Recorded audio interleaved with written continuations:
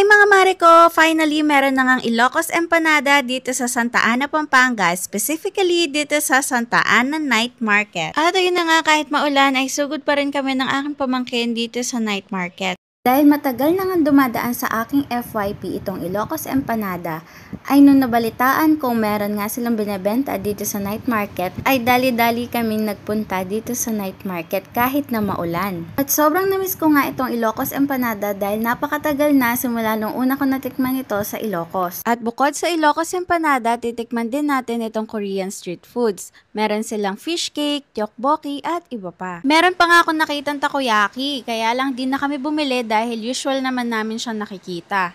Dalawang cup. At yung binili ko naman na drinks ay itong mixed fresh fruit salad. Sobrang sulit na nga nito guys dahil sa halagang 50 pesos ay may mabibili ka ng iba't ibang prutas. At ito pa nga yung ibang food stall dito sa night market. Kaya lang hindi na namin tinry yung iba kasi pare-pareho lang naman ng tinda yung ibang food stall. At yung gusto ko lang naman tikman dito ay yung Ilocos Empanada na buti na lang ay nakabili kahit na mahaba yung pila at maulan.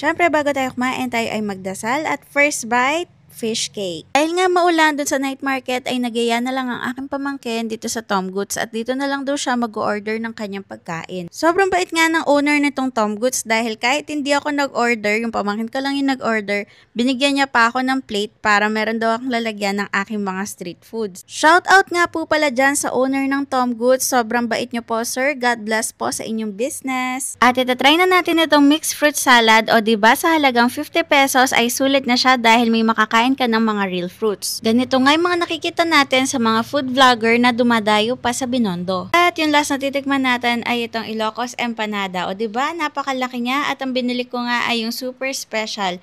Itong super special na to ay meron siyang longganisa at itlog. Dumating na nga yung order ni Migs at yung in-order niya ay yung creamy chicken. Kapag nga nag-order ka dito ay may kasama na siyang free gravy, free soup, and free coffee. Try nyo na nga itong Ilocos Empanada at pati na rin itong mixed fruit salad na mabibili nyo dito sa Santa Ana Night Market. At dito na magtatapos ang aking mini vlog. Thanks for watching!